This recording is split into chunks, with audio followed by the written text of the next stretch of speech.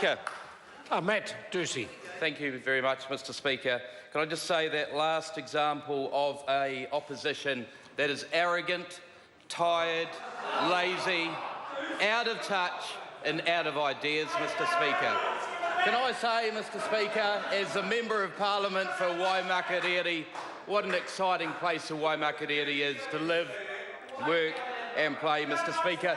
We're the third fastest growing electorate in New Zealand. We're the third biggest populated district in the South Island, just recently taken over from Invercargill. So now it goes Christchurch, Dunedin, Waimak and Invercargill. Our annual house price inflation is only 2%. Not that long ago, we lost a lot of houses after the earthquakes, and it's a good example when you free up land, it increases supply and it equals demand. That's a real lesson for the rest of New Zealand, from the Waimak and from Canterbury, Mr. Speaker. We have an unemployment rate of 2.8%.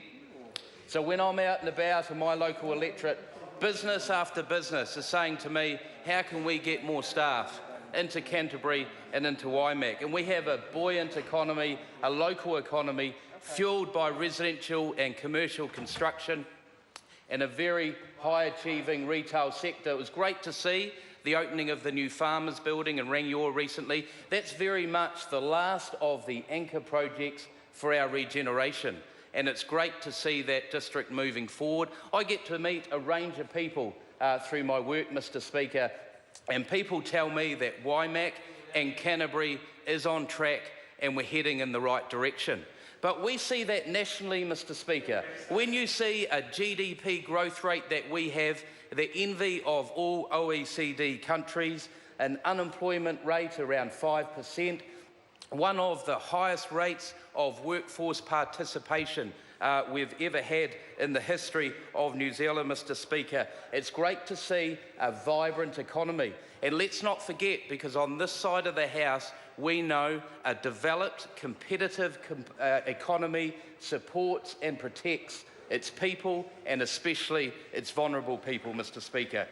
We discuss a lot about Kiwis coming home, but let's never forget the Kiwis, the tens of thousands of Kiwis who are leaving every year on that great Kiwi tradition, the OE.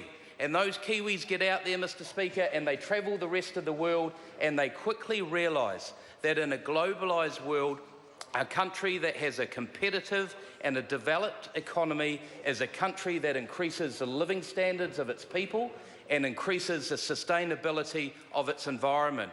Countries that don't have a competitive and developed economy don't.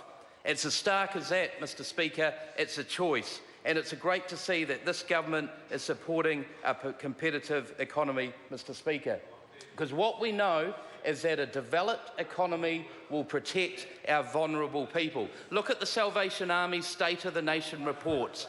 Clearly demonstrates that when you look at the hundreds of thousands of jobs that this government has provided in the last few years, and the hundreds of thousands of jobs that we will go on and provide, has a direct correlation to reducing child hardship. Child hardship is reduced by job creation.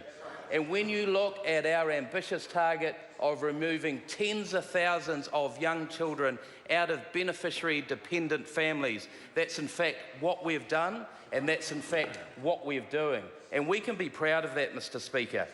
On this side of the House, Mr. Speaker, we can be proud of a competitive, developed economy that is providing support and protection of our vulnerable. As a first-term MP, I'm proud to be part of a government that gave beneficiaries their first ever benefit increase in 44 years, since 1972. And I know that because I was born in 1972, so I know it was 44 years ago. $25 per family.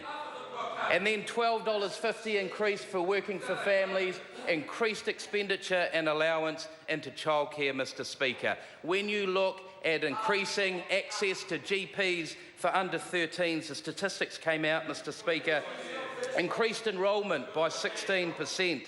Prescriptions have gone up for children 25%.